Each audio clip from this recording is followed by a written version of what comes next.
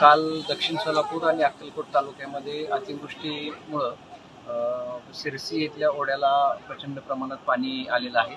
सिरसी गावाच्या बाजूनं पूर्ण पाणी वेढा घातल्यामुळं सिरसी गावामध्ये 100 लोक सध्या अडकलेले आहेत.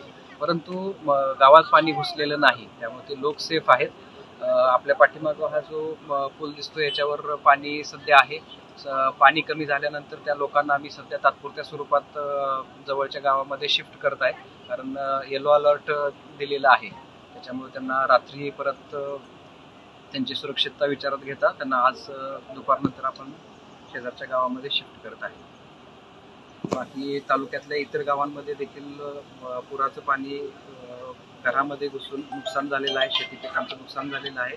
अतिवृष्टी असल्यामुळे त्या ठिकाणचे पंचनामे देखील चालू केलेले आहेत. तलाठी, मंडळाधिकारी, पंचायत समिती आणि प्रशासकीय संपूर्ण यंत्रणा सध्या फील्डवरच त्याच्यामुळं प्रत्येकजण आपल्या यंत्रणेचं काम करत आहे.